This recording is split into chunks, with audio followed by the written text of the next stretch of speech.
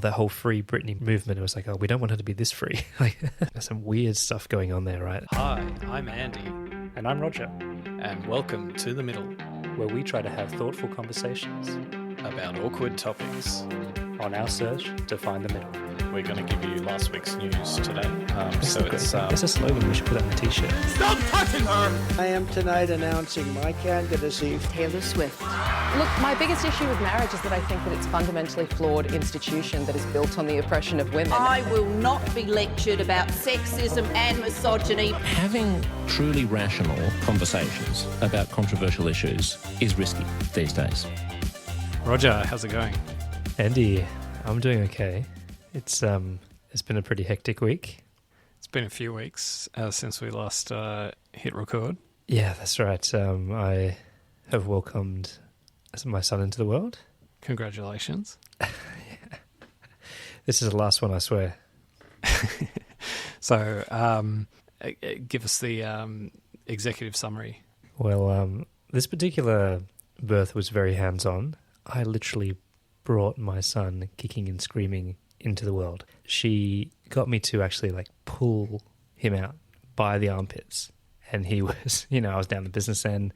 He was slimy and slippery. I had to it was really, really intense. It's just one of those moments where it's just, you're so shocked and amazed at the process of life.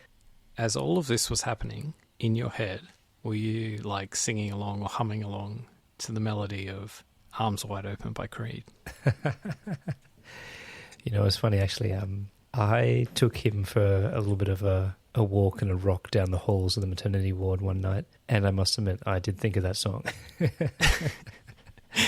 I was actually even thinking, I didn't cry, no, but I was actually thinking, how do I make this? I wish I had an app on my phone that could make this into a Creed filter where you had the clouds just overlaid in the background in that 90s nostalgia, and just this ray of light beaming as I was carried away by an eagle. That's kind of how I think of all Creed music videos.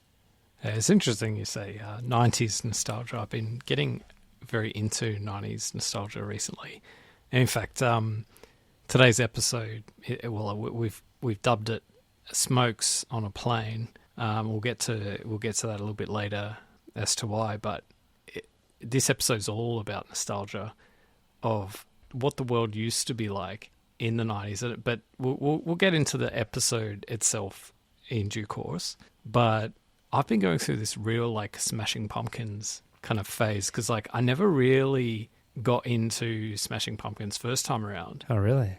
Yeah, not in a dedicated sense.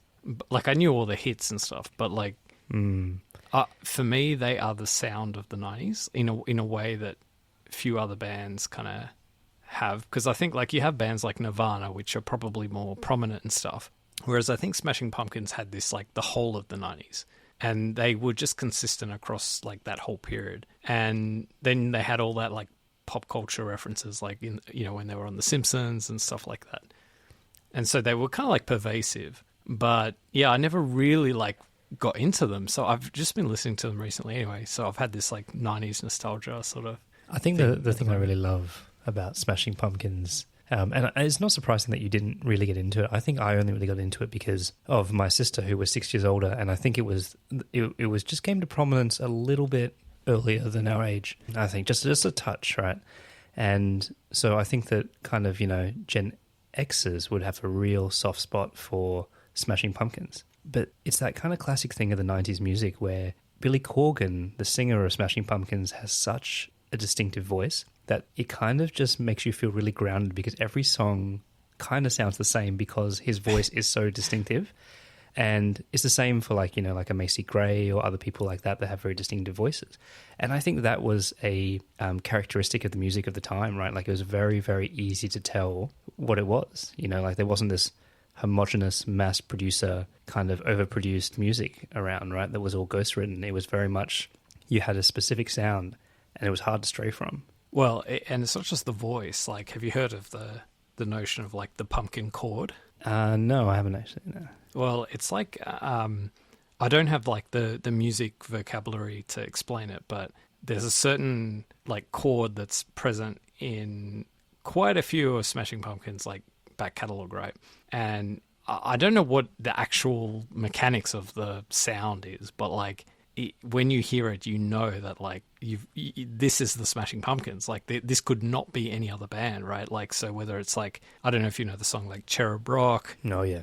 But I was a big Smashing Pumpkins fan before my sister. So like Cherub Rock, like there's the I'm not going to sing it, but like there's just a certain kind of, I don't know if it's like the harmony of a chord or something. Anyway, there's something in the chord. You totally know you're listening to like Pumpkins, right? So anyway, it's called the pumpkin chord. It's a little bit like the brown note and makes you shit. It's like pumpkin chord, you know, you're in the 90s. And the best thing about that, and I have a very distinctive memory of, you know, they were one of the first bands that when you got the CD, I really cherished.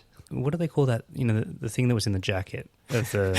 Can't remember what these things are now. I can't remember, but you know how they used to insert the liner notes, right? The liner notes, but yeah. So it was like this for everyone who's too, you know, young to remember. In CDs and things, they would fold up this piece of paper that would fit in the front, and it would double the artwork. But also, when you pulled it apart, that was one of the really exciting things when you went to the trouble of spending your money on music, that you got to look at all this extra artwork and there would be lyrics in there, right? So you'd be able to unfold this thing and it'd be like really long and it would have all the lyrics to the songs in it. And when you're young, you know, when you're in high school and stuff, you're not very intellectual. So when you read the lyrics of musicians, you feel like you're reading poetry. And it's all like, you think it's like really deep and really this and really that.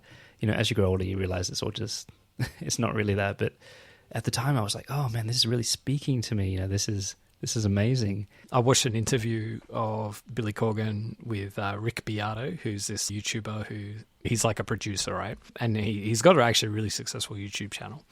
But he interviews like these really big name people. And anyway, Billy Corgan was on. And they discussed like, you know, what's your process, right? Like, how do you like come up with lyrics? Like, what's the process? And he's like, well, what I usually do is like I come up with like a vocal melody, like da da da da da da da, whatever, and then like only after the song's complete do I then work out what the words should be. So, like any misapprehension that, you know, there's this like really deep and meaningful like idea and meaning behind a song, and then the music gets written specific for that like purpose. Nah, it's the other complete other way around. They write the music and then they like figure out what words, like what syllables like match. Yeah, well, I just think it's amazing that bands actually write their own songs, because obviously that is rare nowadays, right? So, and that's why it was so distinctive, because you can only be one thing, right? You can't write songs that you can't write. But anyway, yeah, I feel you with that. Creed was the same thing. All right, well, I want to hit you, get your reaction actually to something that I read this week, and I thought it was just like an interesting touch point that I think, you know, draws on like quite a few different issues, and that is these football fans that went to a football match in Sydney, not like like an A-League or a, you know, a first division sort of match, but like a second or third or fourth division, you know, lower grade sort of game. And they did the one, you know, where you put your hand in the air and you kind of look a little bit like a Nazi, right? And we know that this is a thing, right, from Europe, like there's this whole like, you know, skinhead thing in Europe. You know, the one where like the hand goes up and it's like Hail Hitler, right? So this is the gesture, right? The hand gesture. And they were caught, like these fans this happened in Sydney, like we're talking like 2022, I think, or something like that when it happened. And they were filmed doing it. And they actually just recently brought in laws here in New South Wales, which is where we're, you know, recording from and where this incident took place, that bans like Nazi symbols. It makes it like a criminal offence to, you know, reproduce these Nazi symbols. And these football fans, so they put the hands in the air and they get caught, right? And they get arrested. So this is the subject now of a court case. And these guys like face up to 1 year in jail for doing this. So there's a couple of things. The first is, well, I want to like get your general reaction to this notion that like you ban these symbols, right? Because there's like a free speech aspect to this. But the second thing is, I also want to get your reaction to what they said, like what the excuse was. All right, hit me. I was just cheering my team, and the only reason both my hands didn't go up is because I had like a beer in my other hand, right? So this is ongoing. They haven't been sentenced or anything like that. But I want to get your reaction to this situation in general. All right. I think it probably won't come as a surprise to you or our listeners that I'm against taking like punishment for these type of expressions, right? Especially within the context of a sporting game that has it feeds off a natural competitive aggression and adversity and all this kind of stuff. And I do understand that, having this element is going to limit the appeal for a wider range of society, kids and things like that and other people. And maybe it should be ring-fenced in a way. Like, for example, in the A-League game and the Cove and all that, that there are certain elements there that are rowdy. But I'm not in favour of banning these things. I do think, talking about the 90s, right? We come from a generation which had a lot more comedic freedom about that, and that specifically, I think. And that's, to me, that is widespread. It's not a surprise to me that people dressed up as Hitler at Halloween parties and this and that and laughed about jokes and things. Like, we know people that have done that. We know people that it was part of their comedy routine when you went out with them, that they do some Hitler reference at some point in the night. And, like, I don't think that, and as a result, maybe, that I've been socialized and conditioned, I just don't have that same relationship with it. Now, I know it's very different if wounds run deep in that space, but no, I'm not really in favor of kind of actual, you're really talking about 1 year in prison for this. Yeah, well, that's what's on the table.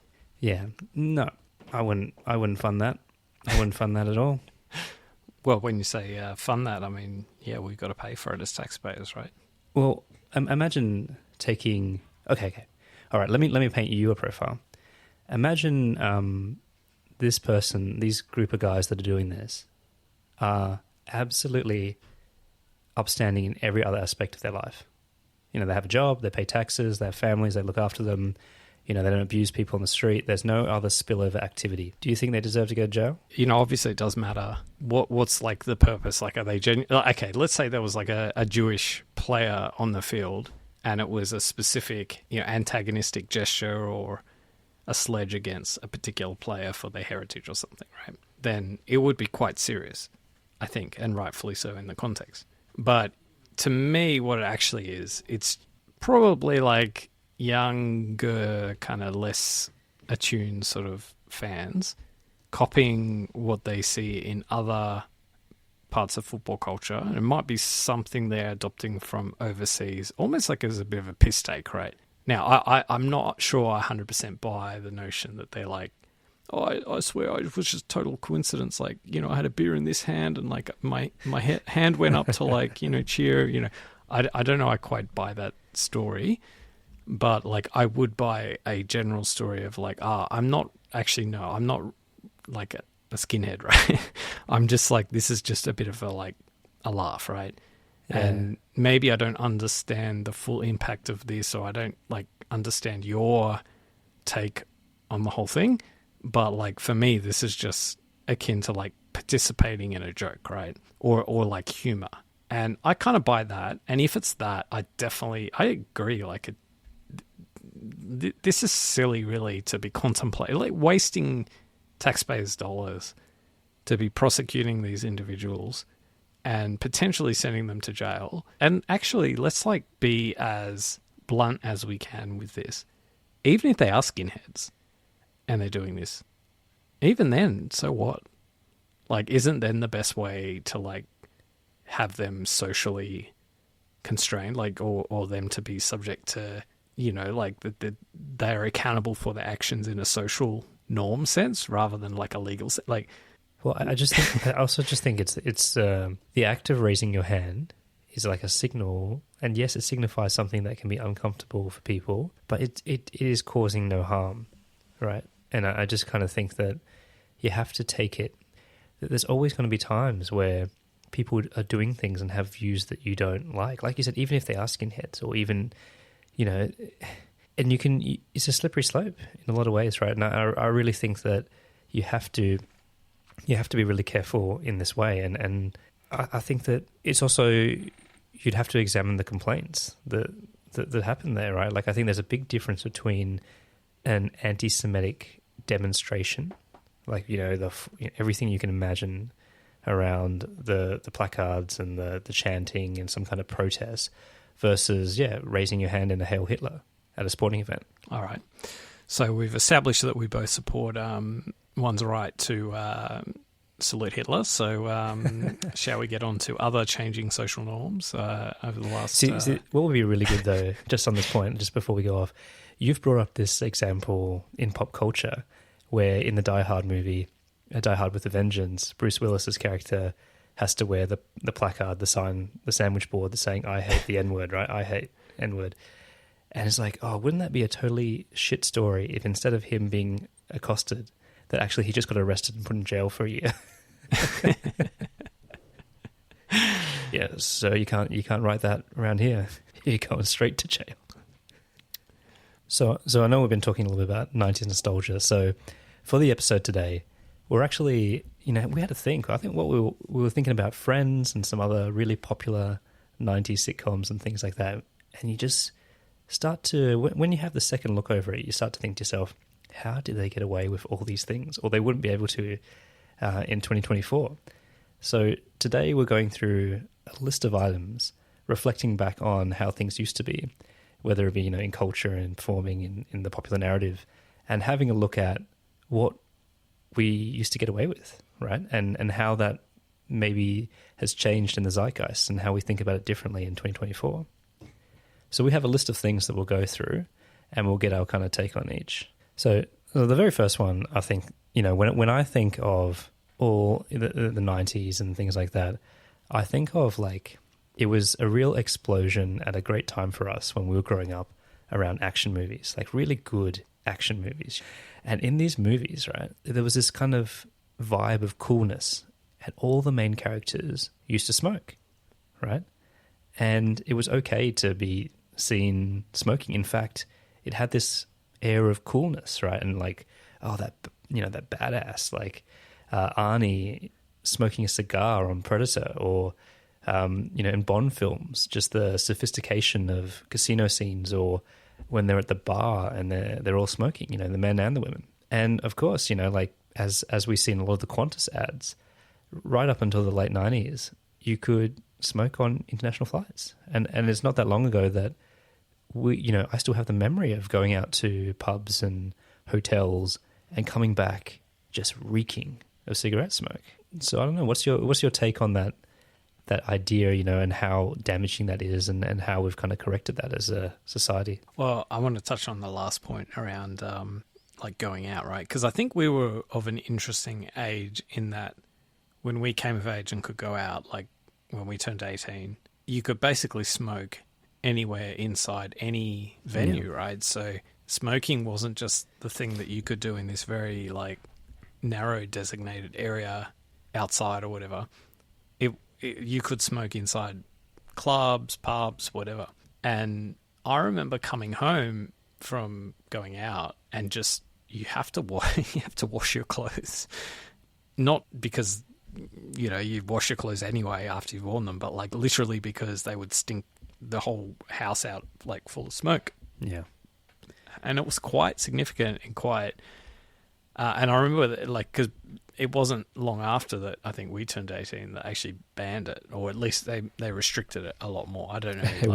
There was this really awkward time where they were grandfathering the ban, right? So what they would do is they would literally like whoever was working the bar, they would box in that area, and it's like you can only smoke here, and made it 10 times worse for anyone who was working hospitality, that they were just surrounded by this cocoon of smoke while the rest of the venue was smoke free. But it was it's one of those things that you don't realize until the penny drops that you actually understand what it's like without the smoke. Because I think initially I didn't tend to notice the smoke when I was going out at first, but then I really noticed the maybe to fast forward 25 years or 20 years, when I was in Las Vegas last year, you can still smoke on the casino floor.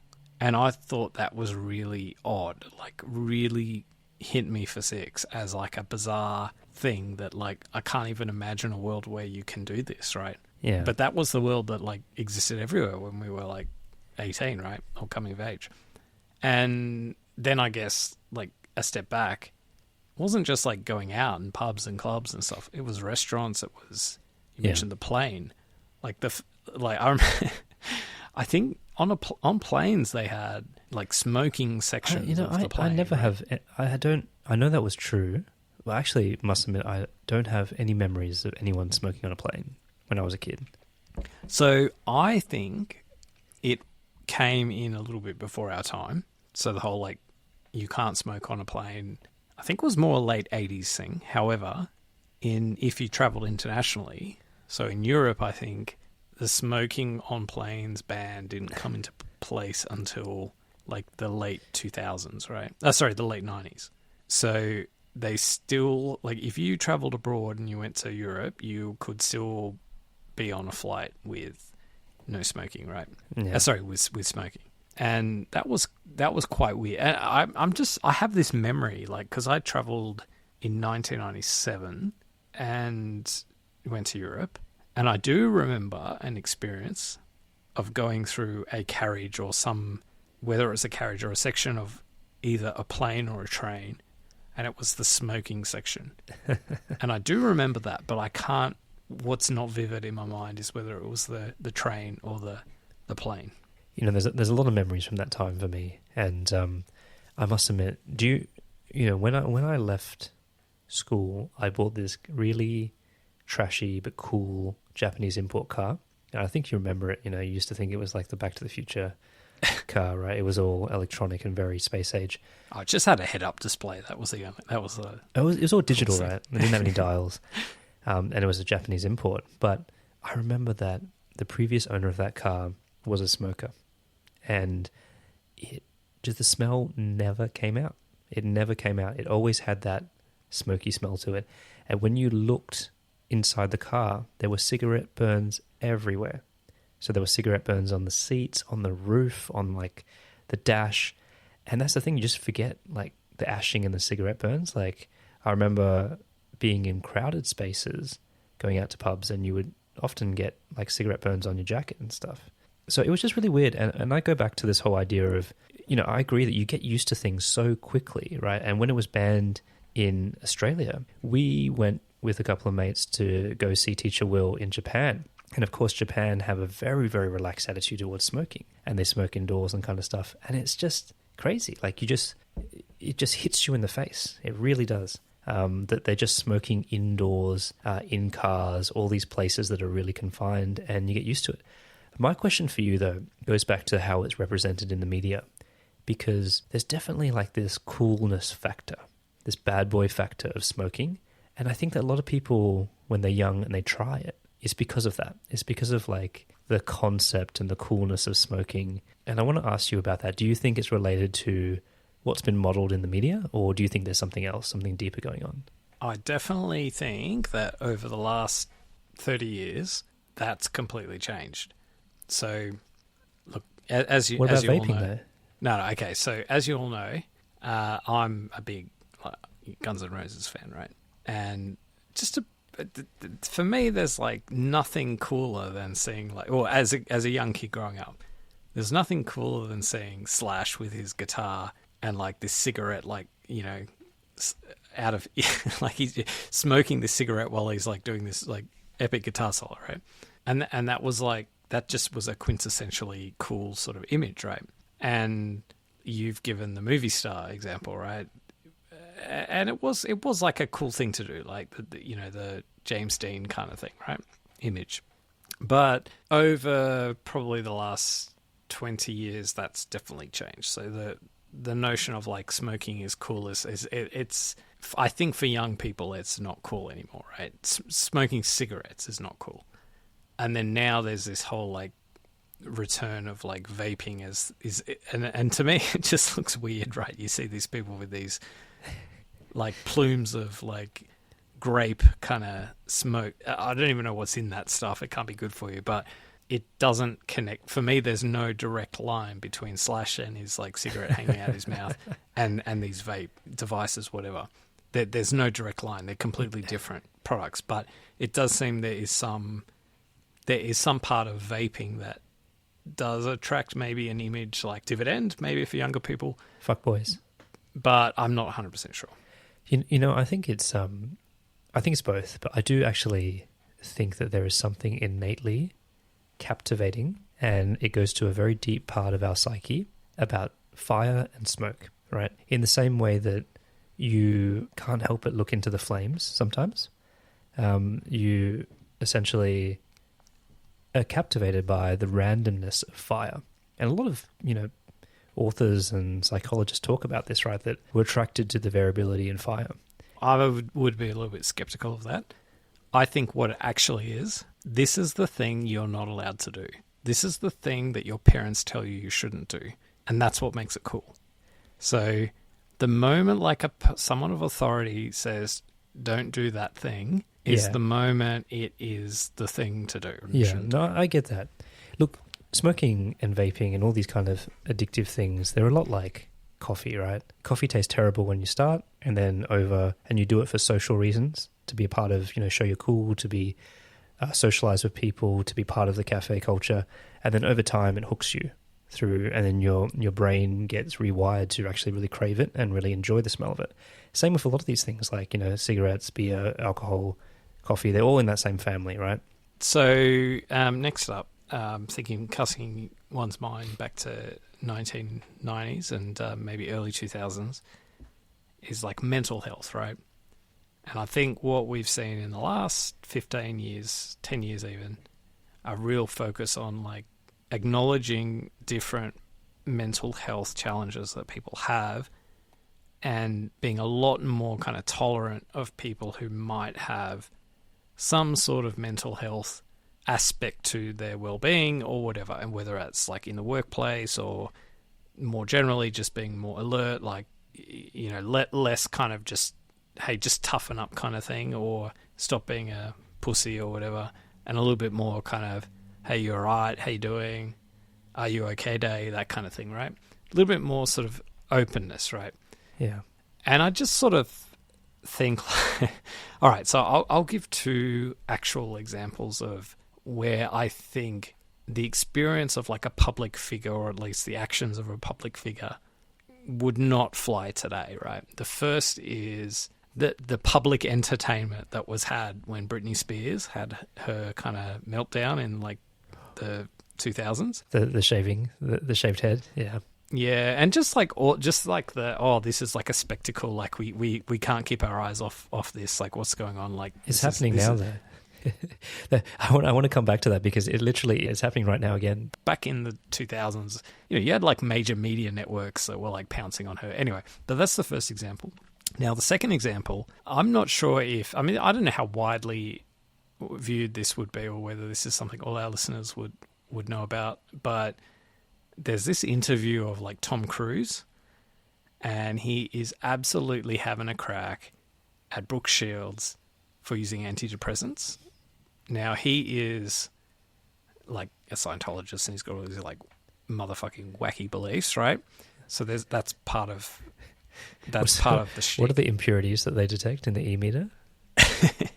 He's on, I think, the Today Show in the US, and it's an interview with Tom Cruise, and it's like one of these like 20-minute extended interviews, and they have this like back and forth with I can't remember who the interviewer was, but like it was a really awkward interview to watch, because it was like the interviewer was really pushing Tom Cruise. Like, he wasn't just giving him a platform to spout his like views of the world, right? He was pushing back and challenging him, and then Tom Cruise like has the nerve and like the gall to say to the interviewer, "You are not a medical practitioner, so who are you to say anything about this?" without neglecting to like look in the mirror and reflect upon himself that he also is not any of those things. But he's Tom Cruise. He's Tom Cruise.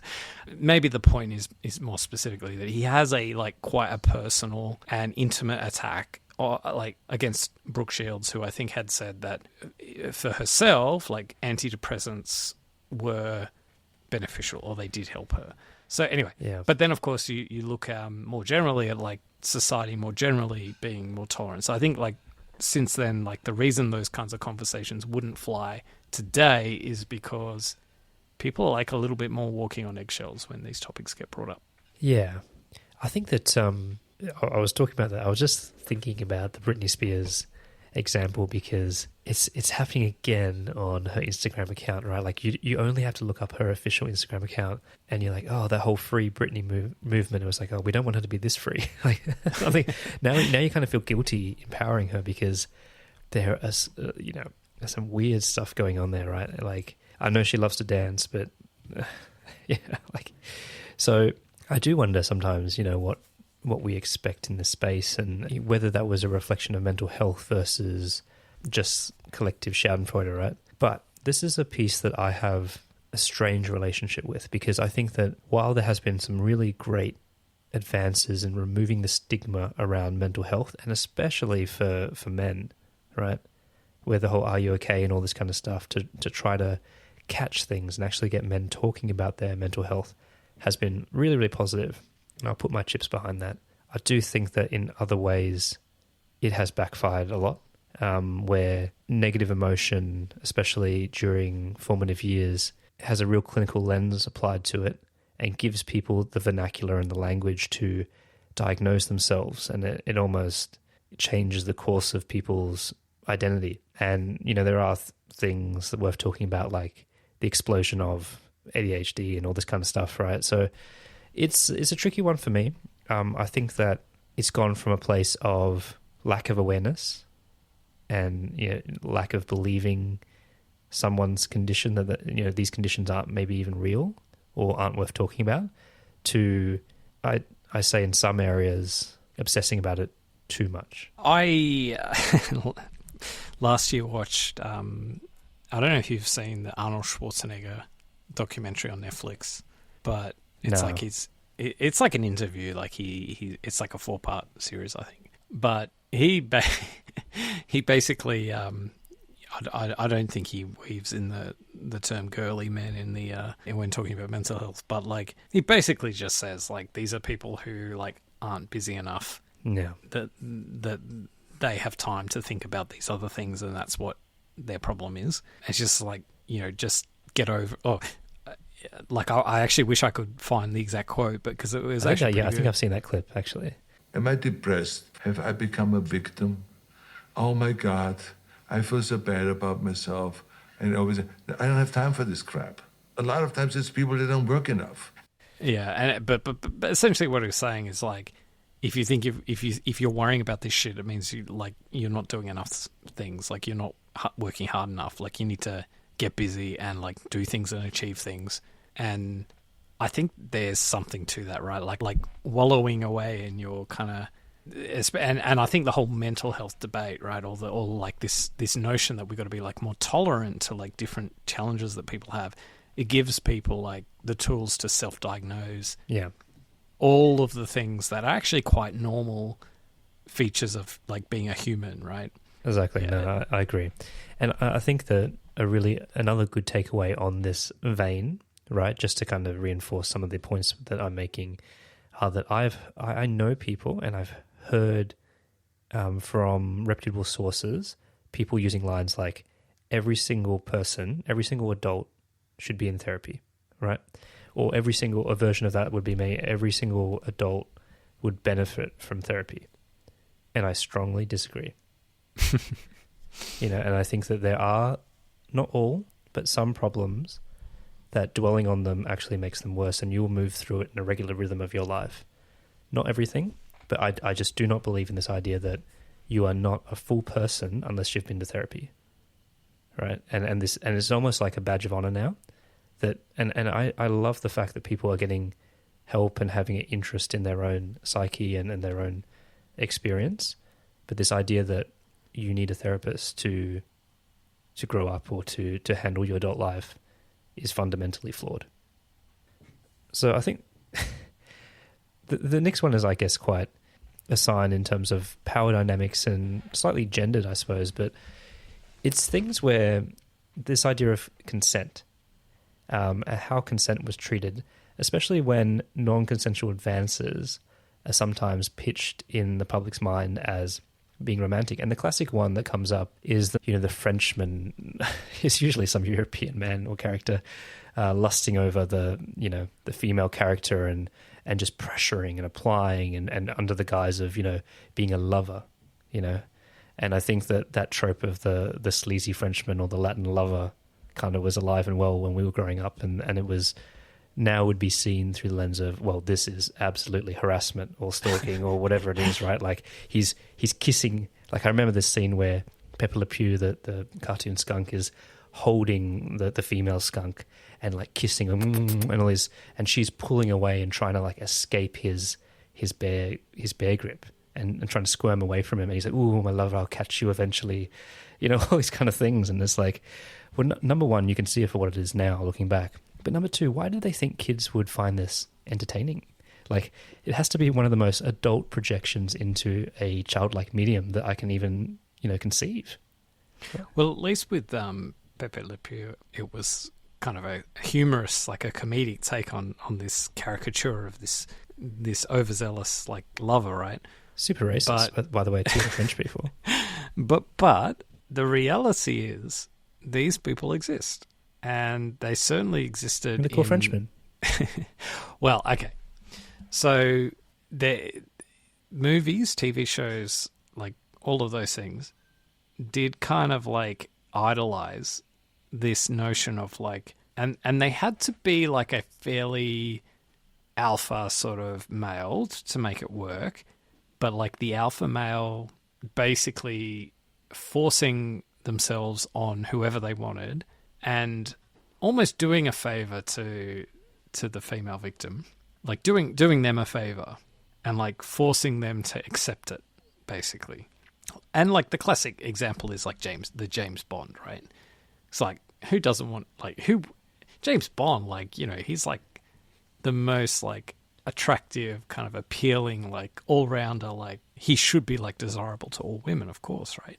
And like there's so many STDs alone, but there's so many like examples in the whole like catalog of James Bond films where he essentially just like slaps some woman into like submission, right? And it's very uncomfortable. Well, that's Stranger Than Fiction, as we know from Sean Connery's famous interview where he admits that it's okay to, after you've tried everything else and you've exhausted every other option, it's not necessarily a bad thing to hit a woman. If we bring it a little bit more contemporary, so like 90s rather than 60s, in the 90s, there were still examples, like prominent examples of this. So I keep thinking back to the example of, I think it was Cameron Diaz and Chris Isaac presenting some award, and like Chris Isaac is like slobbering like all over her, and she's just like really clearly uncomfortable and rejecting in a not just like a subtle way, but just like haha, it's all funny, but like quite overtly. And then the funniest moment is like Jim Carrey comes up on stage and like pashes Chris Isaac. Like it's a really good piece of like of YouTube video, but like that was kind of the sensibilities of the 90s, wasn't to get up in arms about all of that, and like I'm conscious that we've spent like considerable minutes of this podcast talking about the kiss of the Women's World Cup final, right? And you benchmark all of those things against what used to be like acceptable. It's chalk and cheese.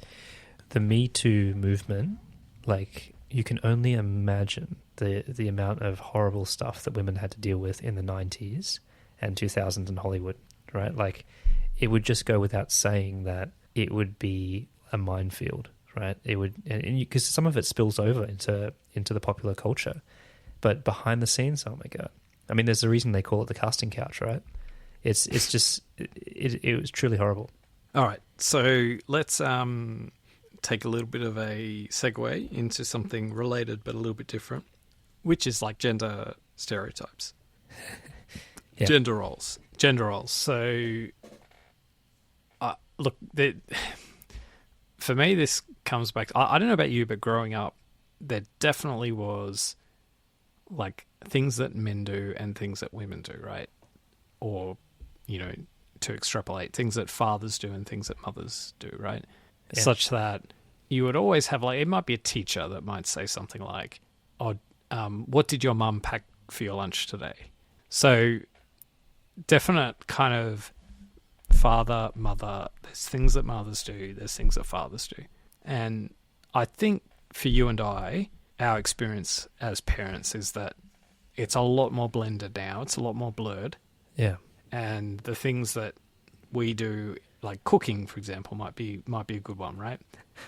The notion that the mother always cooks dinner is that would have been the thing that, like, the assumption made, right, when we were growing up. But, like, now I don't think that can be. No, it's definitely not, right? And the more people I talk to, the more I realise that men are doing a lot of the cooking in the household. But have you seen that clip that's been going viral recently of, I think it's some sports commentators in the States or I don't know, these two black guys, and this guy's really passionately going, "What's happening? You know, the mothers are not teaching, their daughters about cooking. We're losing recipes." He's like, says it, and it's like really aggressive. "We're losing recipes," and I'm just like, I like loving that line, right? Like, I want to make a T-shirt about that. We're losing recipes. It's so good. But what I was getting to is, don't you think it's like at some point it's the mother's fault? It's not our generation of women's fault. What do you mean? Like, if we look, I'm not saying this is everyone and everything, but if we look at a general decline in women cooking of our generation, don't you actually think that somewhere along the line, mothers of that generation did not give that love, give that passion, or that knowledge down to daughters like they had received from their mothers? Yeah, I think as a general comment, I think men like their food a little bit more than women.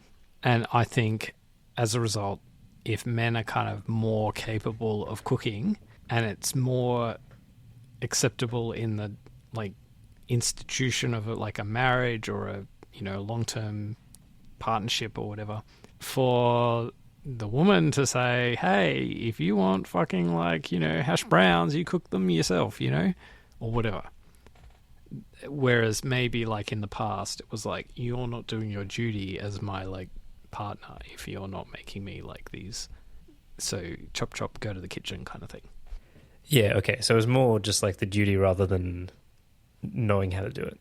Do you know what I'm thinking of right now? I'm thinking of, like, The Simpsons and, like, how Homer, like, he's got this, like, affinity, like, pork chops and applesauce, right? Like, it's this, you know, pork chops or whatever, right? She doesn't salivate over pork chops. He does, right? But it's always, like, her Marge cooking it for him, right? Yeah, that's true. Does it blow your mind that Homer is actually 35 or something in the show? Well, actually, how old would Homer be now? Like, if he was 35 in 1988 or whenever The Simpsons started. Well, I've got to admit, we're looking pretty good if that's how they imagine the American man to be looking at 35 years of age. Yeah, what are we talking about? Well, gender roles, right? Yeah, again, look, this is something that, again, media has a lot to answer for, I think. And dare I say, well, not really in any meaningful scarcity, religion is responsible for. Because I think that if you look at institutions that reinforce the patriarchy, the very, very obvious one in Western countries is Christianity, right? Let's just call it for what it is, right? Like, the doctrine there is that the man is the head of the household, that it is the woman's job to submit to the man, marriage is a part of that, and you need to let your husband lead, and you're there to play a supporting role and look after the house and raise the kids and things like that. And I think we've ascended out of that grip that Christianity has had on the culture and what it means to be an upstanding and functional citizen. Yeah, we've kind of left a lot of that behind. All right. Do you want to ask the next one? I think the one that's quite near and dear to my heart at the moment, after spending a bit of time on my Disney Plus subscription, is diversity. And I think, you know, in the 90s and growing up, there was just no diversity. Like, there really wasn't. And I think that not in the way we're striving for now. And I'm just trying to challenge myself around how I internalized that or whether that was a problem. Like, I had accepted as a, you know, as a kind of culturally a Chinese background that there weren't people on the outside of like Jackie Chan and Bruce Lee and Kung Fu movies. Like there wasn't really any Asian people there. But I didn't carry that around with me. It was very internalized. But I do remember, you know, it's just like an Anglo thing, right? Like all, even outside of the movies, like anything you see on the, you know, Channel 7, Channel 9, Channel 10 growing up, yeah, they're all just whiteys, right? And you just get used to it. It's just like it's just the color of the paint, right? Like, and you just, but there really wasn't a focus on that, I think. Yeah, this is even back when rugby league teams were white, if you can imagine the time. So, yeah, I think that the movement now with the whole Oscars hashtag so white and all this stuff now, we're very, very sensitive to it, to the point of being a bit contrived when we try to manufacture it, that diversity and inclusion, which gets a lot of airplay at the moment. And I got to say, a really funny story is my daughter and my mum and my partner and stuff went to see the Little Mermaid, the new version of The Little Mermaid at the cinemas, right? It was just like, that one was particularly egregious. As you know, Ariel, Little Mermaid, is black, but even more so, and this really affected my mother's experience of watching the movie, all of her family, like her mother, her father, and all like her sisters, they just picked a different race for each of them. And she was like, what the fuck? Does genealogy not matter anymore, like under the sea or something? Like, why would you just, okay, she's black, give a black father and a black mother, and just like, you know, don't try to, I don't know. So that was a bridge too far for her. Not the fact that Little Mermaid was black, but they didn't kind of construct a sound genealogy there, which I get, right? Like, even when you see ridiculous movies, it has to make logical sense inside the ridiculous premise, right? Like, if you want to be all film nerd about it. So, first up, absolutely, TV in Australia was very white. It was very like, it was constructed for a white Anglo audience, and it's only probably, I would say, in the last 20 years that there was any actual effort to, let's just say, maybe challenge the default of like, like a TV star has to look this way, and if they don't look that way, we can't have them. So, you know, you started having the token kind of non-white Anglo person on Home and Away or something like that. But I think where we've moved to now is almost like we've overshot the mark a little bit. And by that, I don't mean that we shouldn't expect to see a variety of different backgrounds and so on TV or in movies or whatever, but more so that it's so clearly contrived now. So you have like a situation where, let's just say a TV show like Survivor, which we've talked about before on this podcast, where you go literally like 39 or 40 seasons of like predominantly white, very much so, every year, to the pennies dropped and like some executive has worked out that like they need to have more diversity, and suddenly the next season is like chalk and cheese, right? They've like got someone of every color, like of the rainbow, right? And it's just so clearly like an executive decision that we have to do this differently. And then you have all of these new things, like, you know, you've given Little Mermaid, but another one would be like Hamilton, right? This notion that like, oh, we're gonna like, the X factor here is that like Alexander Hamilton, who is like, you know, I guess one of the founding fathers of the United States, we're gonna make him black or Hispanic or whatever, right? He was Hispanic in the US version. And or Thomas Jefferson. We're gonna have a black Thomas Jefferson, right? All of the key roles are going to go to like minority groups in the US, right? And it's like, don't bother applying if you're white. Like, literally, that is like the casting memo, right? And I love Hamilton, but like that's kind of interesting, I think.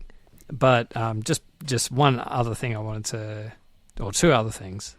First, you mentioned like, you know, growing up as like Asian Australian, like Chinese background, heritage, in Australia. My son has recently got, like, in fact, in a way that I've not seen with virtually any other show, he's gotten into Fresh Off the Boat, which is this American sitcom, basically centered around this, like, Chinese American family, and it's probably like the kind of show which I think would really resonate with a lot of Asian heritage Americans or Australians or whatever. Yeah.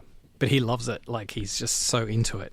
It's actually quite funny. But the final thing I want to say is that Google, it's got its, like, ChatGPT, like, competitor, which I think is Gemini AI, right? And it's got, like, an image generation capability or something, similar to what ChatGPT has and OpenAI has. And one of the things with AI is it's, like, all about, like, the average of, like, what's existed in the past. So the fear is that it, like, continues prejudice or it continues biases and all these things, right? So what Google has done is it's, like, bolted on these other instructions that say, okay, yes, do what you think is, like, right based on, like, the average or whatever, but, like, bolt on some diversity to it, right? And so it's really mucked up, like, the results. So you have these examples of people saying, like, give me a picture of a pope, and it's got, like, this tiny Asian woman as a pope, or give me a picture of, like, a founding father of the United States, and it's got, like, this African, like, and it's just totally wrong. Like, it's not correct. This isn't true. What was that one where they recently had a complaint that this movie, this movie is not diverse enough, and it was literally about a historical, like, Norwegian town.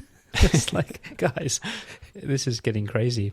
Look, AI can do whatever it wants and get it wrong as long as they don't mistake black people for apes like they did at the start of Google Images. They're going to be okay. So what I want to do, and we maybe put a little a picture to this. To me, this diversity is also this idea of combating the white beauty standard that is pervasive and universal in media. And that is the more Western you look, the more beautiful you are, and the more attractive and desired you are. And when you put in, say, taking my race into it, say put in Asian actors, right? There's two roads you can go down. And the obvious road is to blend, like, a really Eurasian-looking dude in there. And the pinnacle of that would be someone like a Henry Golding, right? He's in Crazy Rich Asians. He's in a lot of things, right? So imagine the kind of hunkiest Asian guy you've ever seen outside of myself. The guy's a dreamboat, but he does not. When you think Asian man, you're not thinking Henry Golding, right? Like, this guy, this guy looks like an Asian. Like, take a muscular Abercrombie and Fitch model, and just give him black hair, and you've got this guy, right? Versus what we really think of when we hear Asian man, Jimmy O Yang. Now, the reason I find this so fascinating is that so Jimmy is like Jimmy O Yang, who's a comedian. He's a Chinese American comedian. He is a stereotypical Asian nerd looking guy, right? And he's the kind of guy growing up that when white women say I don't date chinks, this is what they're talking about. It's the classic Asian nerd with the glasses, have very weak facial features and stuff, very oriental features and things like that. Now, he has been exploding, a lot of success, and they put him in a romantic comedy as the male lead in a movie called Love Hard in 2021. And this was, like, fascinating to me because this is the true move away from a Western or white beauty ideal for a leading man. Yeah. And they do this sometime with comics and things like that, or whatever it is. But it really intrigued me that what was the thinking behind putting Jimmy in as the leading man compared to, say, putting Henry Golding in as the leading man in Crazy Rich Asians, right? And so part of me was like, I wanted to believe that they really thought this could work. But then part of me also was distracted by this whole diversity thing. This is like, actually, no, this is going to show the public that we're on board with, like, true diversity. And yeah, I just didn't know how to take it. All right. So to wrap this week's episode up, I'm going to ask you a question. I'll answer it first to give you a bit of time to think. But I want you to think about the most outrageous thing that was acceptable in our lifetime that now you would think is not, right? So I'll go first. I'm going to... I actually don't know if it's necessarily the most outrageous thing, but it's definitely something that I think has changed in the context of like the internet proliferating, and like we've become a little bit more attuned to kind of what's acceptable practice in terms of, you know, these things. And I want to go back to that fateful day in, was it 1998, something like that, where somebody broke into the house of Tommy Lee and Pamela Anderson, somehow got into the vault and stole that VHS tape, didn't know what they had on their hands, for some reason watched it and figured out that they had found a videotape of the lovebirds having, you know, making babies, right? And didn't just sort of think, oh shit, like, what have I got myself into here? Like, I have this thing. Not only like stole this thing from like us, like this isn't, we're not talking like, you know, sex tapes from like, you know, the modern sex tape is like almost like a PR move, right? We're talking like the original, like this is a stolen thing, right? And decided it would make sense to publish this this video, right? Like commercially sell this video. And anyway, fast forward a couple of years, and everyone had it in for Pamela Anderson, and she lost all credibility. I mean, I don't think she had a lot of credibility to begin with, but like to the extent that she like had a career and all of that, like she suffered, right? Let's be honest, right? And I think nowadays, I think if you're honest with like what happened to her, I think you could say like that's as close to rape as you could get, right? Like someone taking from you like a very private, personal moment that you had with you know, your husband, and like against your will made it, but like that is pretty damn egregious, right? And I think the thing is that it's only recently in the last year or two when we've had I don't know if you've seen that like series on I can't remember which streaming platform, but there's like a really good dramatization of it, which is entertaining to watch because it actually does draw all of this out. But then also watching I think it was a 4 or 5 part series or something with Pamela Anderson like on Netflix, like of her life, and just like actually how big a deal this is. And I think it's only been like in the last year or couple of years that I think there's been that kind of let's have a look back and assess that. It was outrageous like how she was treated actually. Yeah.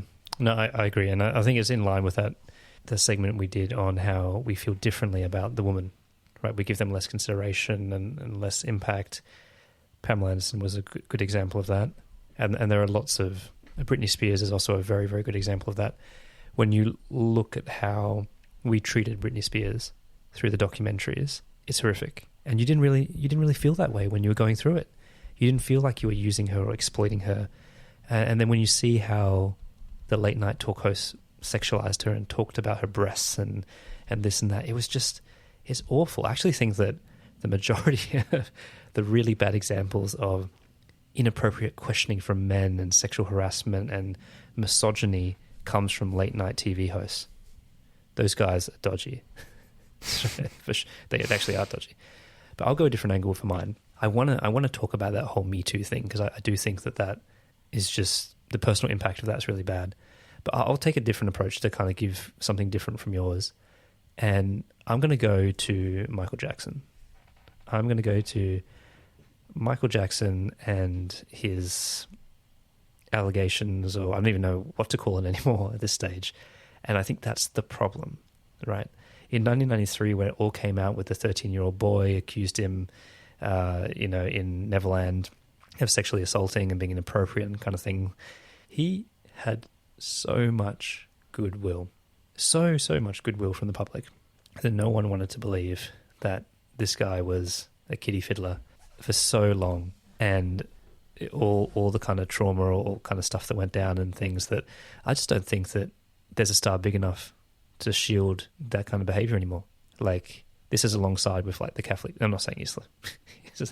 Sorry, bad example with the Catholic Church. But this idea of so much goodwill from this personality, this person that they're protected for so long when this kind of stuff is going on, and multiple accusations and of inappropriate behavior and all that kind of stuff.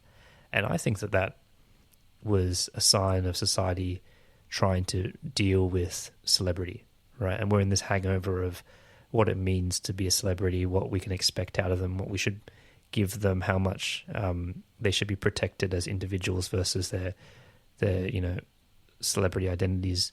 In the case of Britney Spears, for example. Yeah, so I'm gonna go that I think that whole saga in Neverland was pretty outrageous. It was pretty unreal, and it was almost like when you saw someone like Michael Jackson, Bubbles, you wanted to believe he was this eternal kid and someone of joy and kindness, and like a lot of things in the 90s in that time frame, it all came crashing down, right? Like Bill Cosby-esque kind of fall from grace, where it's like Dave Chappelle said, it was as if chocolate ice cream itself raped a bunch of women. So, yeah, I'm going to go with that. In fact, the most redeeming factor for him, or the biggest doubt that I think people have, is that he was so weird, right? Because if he was like a stereotypical, let's just say... He's the most stereotypical music. If he was Shannon Noel and he was having kids around in his bed. Yeah. So, okay, let's take someone like Justin Bieber, right? In 2024 Justin Bieber. If it came out that Justin Bieber was having 12-year-olds over for sleepovers and they were sleeping in the same bed as Justin Bieber, that would be like... Oh, yeah, checkmate. No one would be I'm a believer. any shadow of a doubt what's going on, right? The problem is that with MJ is that he was such a weirdo. Like, if not for his exceptional dancing ability and just general kind of presence or aura or whatever, I'm not sure about songwriting or his singing. I don't know if he was necessarily even that great a singer. Like, I think he was a good songwriter. I don't know how much he was involved in each aspect of that, but certainly dancing, right? And just general presence. He was like the star of the Jackson 5 and all that. He was an incredible vocalist as well. Let's not take that away from him. He was an incredible entertainer, full stop. Let's just say that. But if not for that, he would probably be institutionalized. The only reason he wasn't institutionalized is that people were making too much money off him. And in fact, if today I have any doubt about him doing anything dodge, it's not because there's not all this smoke, and evidence to suggest that he was dodgy, but it's more just thinking my mental model for him is was just like a 5-year-old, basically. Yeah. Is he too immature to have even any appetite to do those things, right? Well, I think it's so complicated, and we're not going to get into that now. But yeah, I mean, I believe Macaulay Culkin. Again, like Dave Chappelle said, how are you going to molest a bunch of other kids, but not Macaulay Culkin? He's like the Kobe beef of child star. All right, well, in memory of Bubbles. Bubbles. Can you imagine being in his entourage? Oh my God, what I wouldn't have given to ride down his hotel aisle on one of his lazy boys while he brought up some Egyptian tableware. I was going to say...